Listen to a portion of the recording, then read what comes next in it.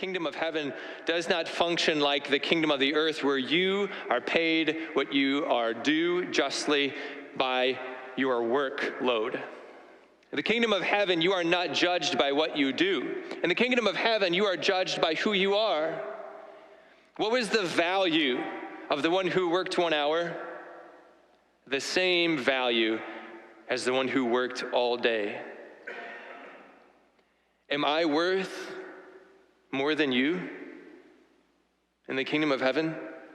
Are you worth more than your neighbor in the kingdom of heaven? The value of a human soul is priceless.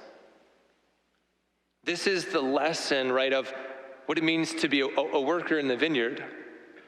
That at the end of the day, how could God value you differently than he values me, differently than he values, Bob, different than he values Susie, different than he values any human soul, all of whom have an infinite price.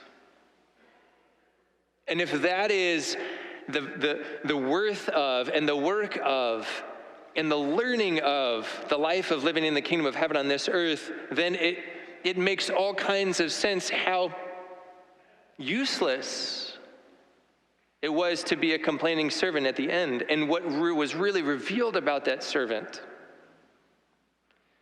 Because if it means to work in the vineyard that I am to love God and to love my neighbor, should I ever envy anybody who begins to love God and their neighbor? Is that a loss to me?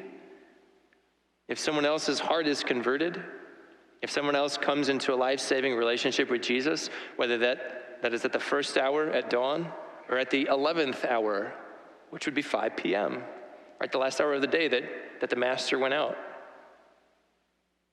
It is no loss to any of us. So then you come to the end of the day and the master of the vineyard says, why are you envious? Why are you envious of this one who has only worked 1 hour? Are you envious because you had to love me your whole life and this person only had to love me for 1 hour? Is that something to be envious about? Oh man, I wish I just only had to love God for the last hour of my life. What a loss for me that I loved God my whole life. It's absurd, isn't it?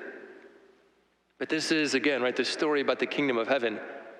And I would bet you, if we were to place ourselves in the position of that last laborer, what would that last laborer have said about his own labor?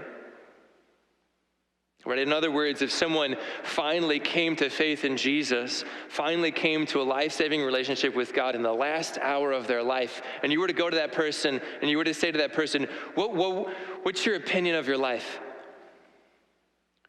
What's your thought about your life? What would that one have said? Would they have said, oh, I'm so glad that I just love God this last hour? Or would rather, they probably would have said this, if only I had this earlier. You've known God your whole life. If only I had known God my whole life. Who would be the envious one?